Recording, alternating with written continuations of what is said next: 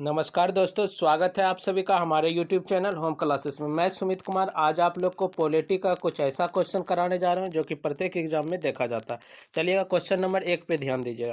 Question 1 में कि भारत का संविधान कब से लागू हुआ था। आप लोग जानते होंगे कि भारत का संविधान लागू कब हुआ था, तो 26 जनवरी 1950 को लागू किया गया था। इसी कारण 26 जनवरी को भारत में गणतंत्र दिवस मनाया जाता है। लेकिन आप लोग जानते होंगे कि 15 अगस्त 1947 को क्या, तो स्वतंत्रता दिवस की बात है।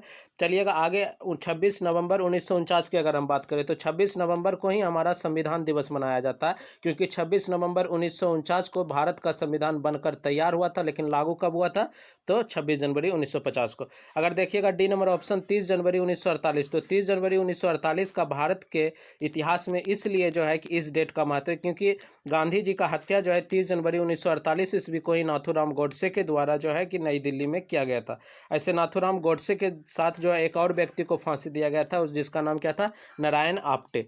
चलिए अगले प्रश्न पे चलते हैं। 2 नंबर पे देखिएगा कि भारतीय नागरिक के मौलिक अधिकार जो है कि मौलिक अधिकार की बात कर रहा है, तो मौलिक अधिकार जो है किसमें दिया गया, तो आप लोग जानते हैं कि मौलिक अधिकार का वर्णन जो है संविधान के भाग 3 में है, और इसके लिए आर्टिकल की जो व्यवस्था किया गया है, आर्टिकल कितना में, तो 12 से 35। मौलिक अधिकार जो है भारत के संविधान में किस देश से लिया गया है, तो आप लोग जानते होंगे USA के संविधान से ग्रहण किया गया। अगर हम बात करें ऑप्शन नंबर ए की, तो ऑप्शन नंबर ए में क्या है, तो ऑप्शन नंबर ए में संविधान की 7वीं अनुसूची में आप लोग जानते हैं 3 सूची है, संघ सूची, राज्य सूची, संवर्ती सूची।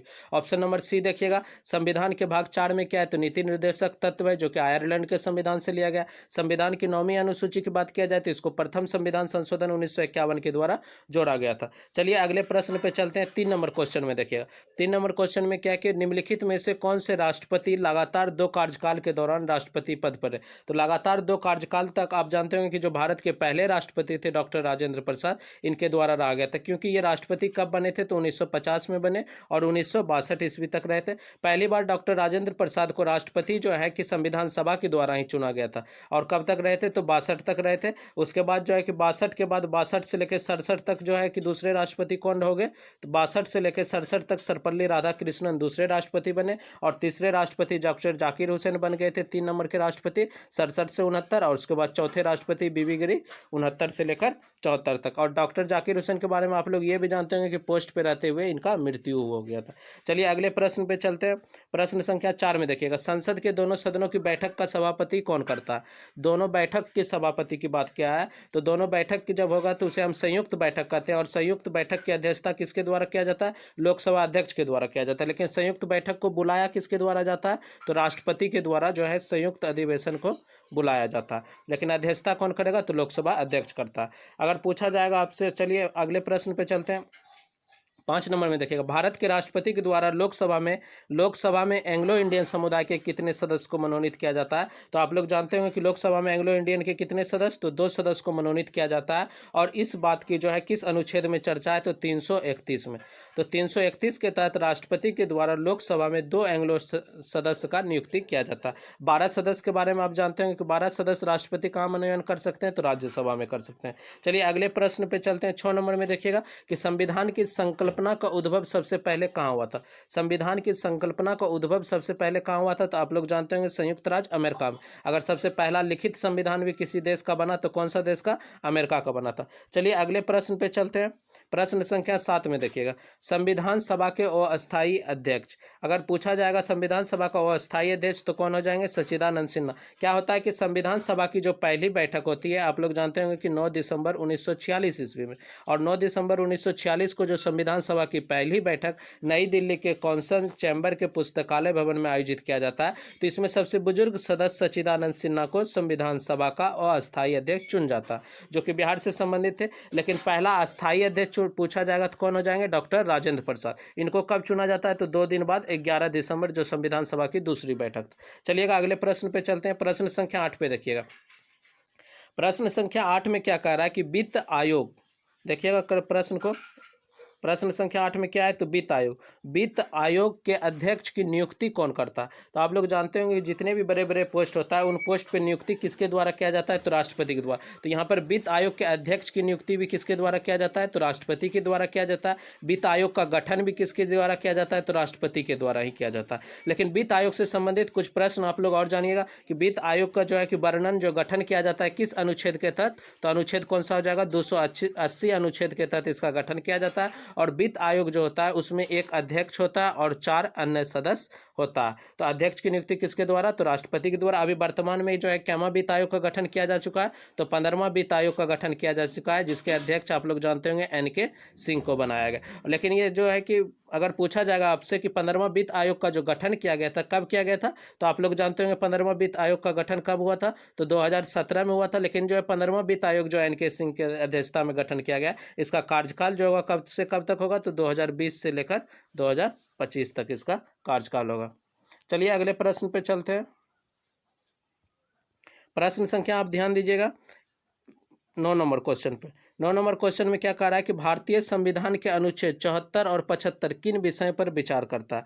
तो देखिएगा 74 और 75 की बात कर रहा है। तो आप लोग जानते होंगे कि आर्टिकल 74 में क्या है, तो आर्टिकल 74 में कहा गया है कि राष्ट्रपति जो है उसके समस्त कार्य को करने के लिए या उसके सलाह देने के लिए एक मंत्रिपरिषद की व्यवस्था होगी। और 75 में भी क्या है, तो 75 में है कि प्रधानमंत्री की नियुक्ति राष्ट्रपति के द्वारा किया जाएगा और अन्य मंत्रिमंडल की भी जो नियुक्ति है वह प्रधानमंत्री के कहने पर किसके द्वारा, राष्ट्रपति। तो मंत्रिपरिषद से संबंधित शब्द है। चलिए अगले प्रश्न पे चलते हैं 10 नंबर पे। देखिएगा 10 नंबर क्वेश्चन में क्या है कि संसद के दोनों सदनों की संयुक्त अधिवेशन कौन बुलाता है? पहले भी बता चुके हैं, दोनों अगर देखा जाए दोनों सदनों की संयुक्त अधिवेशन कौन बुलाता है, तो राष्ट्रपति के द्वारा। किस अनुच्छेद के तहत बुलाया जाता है, तो 108 के तहत बुलाया जाता है। लेकिन उसकी अध्यक्षता किसके द्वारा किया जाता है, तो लोकसभा अध्यक्ष के द्वारा। कितना अनुच्छेद के तहत, तो अनुच्छेद 118 के 4 के तहत अध्यक्षता लोकसभा अध्यक्ष करेगा। लेकिन बैठक बुलाने का शक्ति 108 के तहत किसे है, तो राष्ट्रपति को। चलिएगा अगले प्रश्न पे चलते हैं। प्रश्न संख्या 11।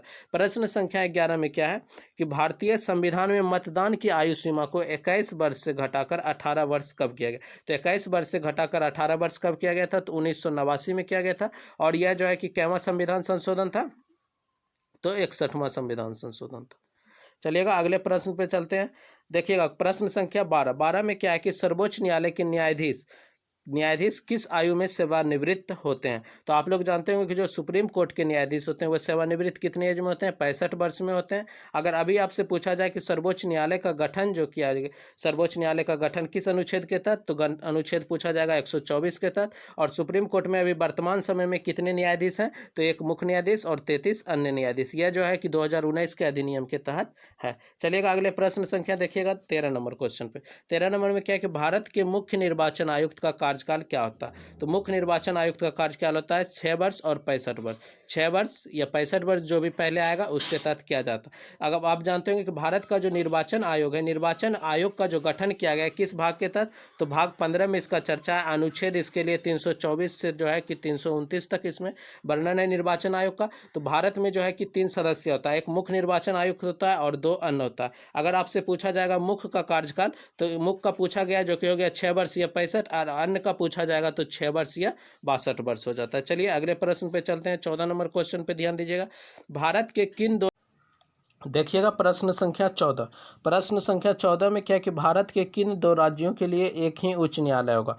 तो आप लोग जानते होंगे कि भारत के अनुच्छेद 200 भारत के संविधान के अनुच्छेद जो 214 है, 214 में कहा गया है कि भारत के प्रत्येक राज्य में एक उच्च न्यायालय होगा। और इसी के तहत जो है कि गठन किया जाता है हाईकोर्ट 214 के तहत। लेकिन ऐसा भी स्थिति आता है कि जो है एक राज्य या फिर 2 राज्य को भी मिलाकर एक उच्च न्यायालय का गठन किया जाता है। किस आर्टिकल के तहत, तो 231 के तहत। तो देखिए कौन कौन, हिमाचल प्रदेश का आप लोग जानते होंगे कि कहाँ है, शिमला में। उत्तर प्रदेश इलाहाबाद में हाईकोर्ट है। हरियाणा का आप लोग जानते होंगे चंडीगढ़, और पंजाब का भी चंडीगढ़। तो आंसर इसका क्या हो जाएगा, चंडीगढ़। चंडीगढ़ हाईकोर्ट जो है उसी में पंजाब का भी है, हरियाणा का भी है। अगर गुजरात की अगर हम बात करें तो आप लोग जानते होंगे कि गुजरात का हाईकोर्ट अहमदाबाद में पड़ता है, और महाराष्ट्र का कहाँ है, तो मुंबई में।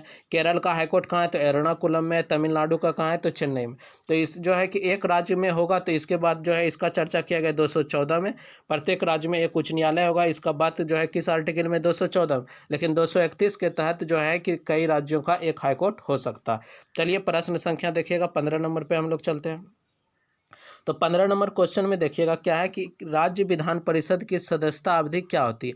तो राज्य विधान परिषद की सदस्यता की अवधि पूछा जाए तो कितना हो जाएगा, 6 वर्ष होता है। आप जानते होंगे कि राज्य के विधान परिषद के सदस्य के लिए जो है कि एज कितनी होती है, तो 30 वर्ष एज रखा गया है। और इसका जो कार्यकाल होता है सदस्य की कार्य 6 वर्ष होता है। और यह प्रत्येक 2 वर्ष पे जो है 1/3 सदस्य क्या होते हैं, रिटायर होते रहते हैं। प्रत्येक 2 वर्ष पर 1/3 सदस्य सेवानिवृत्त होते हैं, क्योंकि जो है कि राज्य के विधान परिषद को जो है कि स्थगित नहीं किया जाता। चलिए अगले प्रश्न संख्या पे चलते हैं, 16 नंबर पे। 16 नंबर में क्या है कि राज्यसभा में मनोनीत सदस्य की अधिकतम संख्या क्या हो सकती है। तो अभी भी आप लोग को चर्चा किए थे कि राज्यसभा में अधिकतम सदस्य कितनी हो सकती है, तो 12 सदस्य हो सकता है। और इसका जो है कि किस अनुच्छेद के तहत, तो अनुच्छेद 80 के जो है 3 के तहत, अनुच्छेद 80 के जो है 3 के तहत कहा गया है कि भारत के जो है कि राष्ट्रपति के द्वारा राज्यसभा में मनोनीत सदस्य कितना हो सकता है, तो 12 सदस्य हो सकता है। चलिए अगले प्रश्न पे चलते हैं, 17 नंबर क्वेश्चन। 17 नंबर क्वेश्चन में क्या है कि भारत की संविधान सभा किसके अनुसार गठित किया गया।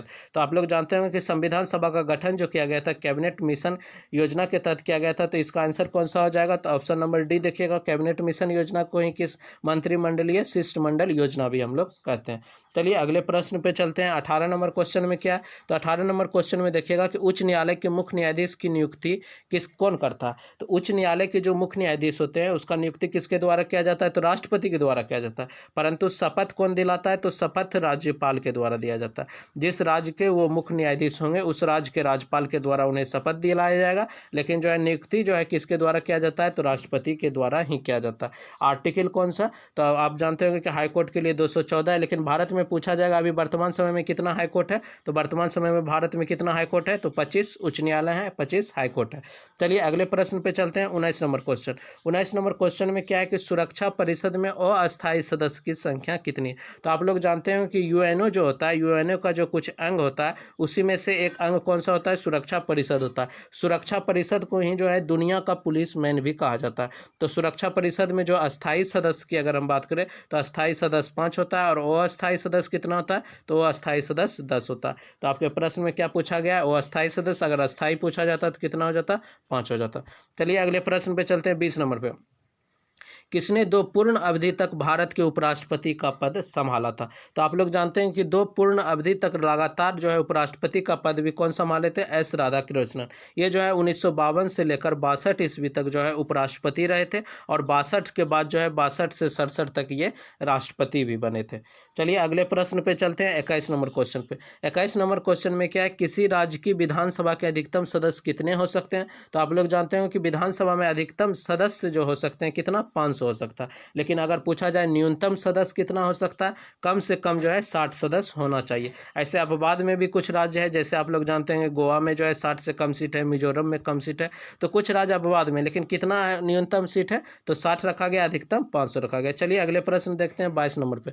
22 नंबर में क्या है कि भारतीय संविधान में मौलिक कर्तव्य जो है कब समाविष्ट किया गया। तो आप लोग जानते हो कि मौलिक कर्तव्य जो है भारत के जो है मूल संविधान में नहीं था, इसको बाद में जोड़ा गया। और कब जोड़ा गया, तो आप लोग जानते होंगे कि 42वां संविधान संशोधन के द्वारा 1976 ईस्वी में जो है कि मौलिक कर्तव्य को जोड़ा गया। और मौलिक कर्तव्य किस देश के संविधान से लिया गया, तो यूएसएसआर के संविधान से जो है कि ग्रहण किया गया था। और मौलिक कर्तव्य जो है उस समय जो जोड़ा गया 42वां 1976 में, किस समिति के सिफारिश पे, तो सरदार स्वर्ण सिंह समिति के सिफारिश पर 10 मौलिक कर्तव्य को जोड़ा गया था। और बाद में एक को और जोड़ा गया कि 6 से 14 वर्ष के बच्चों के लिए। और इसको कब जोड़ा गया, तो 86वां संविधान संशोधन के द्वारा। चलिए अगले प्रश्न पे चलते हैं हम लोग। प्रश्न संख्या 23 देखिएगा, संविधान की 8वीं अनुसूची में निम्नलिखित भाषाओं में कौन सी निर्दिष्ट नहीं है। तो आप लोग जानते हैं कि 8वीं अनुसूची में अंग्रेजी भाषा का उल्लेख नहीं किया गया। ऐसे देखा जाए तो मूल संविधान जब बनकर तैयार हुआ था तो उसमें कितनी भाषा थी, तो 14 भाषा थी। फिर एक भाषा को जोड़ा गया सिंधी को, फिर 3 भाषा जोड़ा गया मणिपुरी, नेपाली, कोंकणी, और फिर 4 भाषा जोड़ा गया बोडो, मैथिली, संथाली, डोगरी को। और कुल मिलाकर अभी वर्तमान समय में कितना भाषा हो गया, तो 22 भाषा। और अगर पूछा जाएगा तो उस टाइम पे कितना था, तो 14 भाषा। इसमें कौन सी भाषा नहीं है, तो अंग्रेजी भाषा नहीं है। चलिए अगले प्रश्न पे चलते हैं, 24 नंबर क्वेश्चन पे। 24 नंबर में कि यदि लोकसभा का अध्यक्ष त्यागपत्र देना चाहे तो वह अपना त्यागपत्र किसको संबोधित करेगा। तो आप लोग जानते हैं कि लोकसभा का अध्यक्ष अगर त्यागपत्र देना चाहे तो उपाध्यक्ष को देगा, और उपाध्यक्ष देना चाहेगा तो किसको देगा, अध्यक्ष को देगा। दोनों एक दूसरे को देता है।